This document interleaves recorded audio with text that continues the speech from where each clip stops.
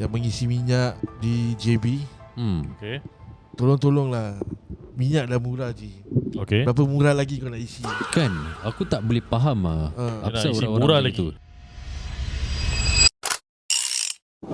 Singapore driver has made history as the first person to be arrested and potentially jailed, specifically for pumping subsidized raw 95 petrol in Malaysia. Okay, aku translate bahasa Melayu. Silakan.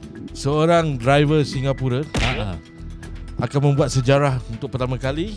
Ya, betul. Orang pertama yang akan ditangkap dan dijail lah. Alright. Kerana mengisi minyak di dalam keretanya dengan minyak subsidi RON 95.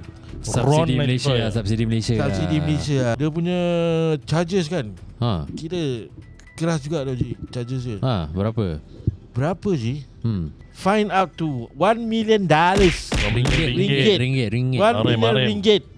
Approximate 300,000. 1 million ringgit kira dah boleh buka kedai pam je. Oh, sure. Up to 3 years in Oh, sure. prison. Tapi aku rasa dia ni, aku tak tahu macam nak cakap shout out to, aku tak tahu ni dah berapa kali aku shout out kan, untuk orang-orang yang membawa kereta kan, yang mengisi minyak di JB.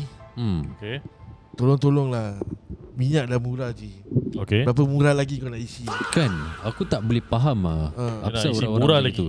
Dah tahu lagi buat. Tak ada. Buat tu tak kisah je. They go to the extent of tutup number plate je. Ya lo. Tutup number plate. Ya, pasal dia punya letter-letter semua kan. Okay. Betul. To appear like as if it's a Malaysian. Yeah. Menipu je. Apa lagi, how low you can be. Betul. Wah. Itu asal kadang orang Malaysia mengata kita pun memang haruslah dikatakan pasal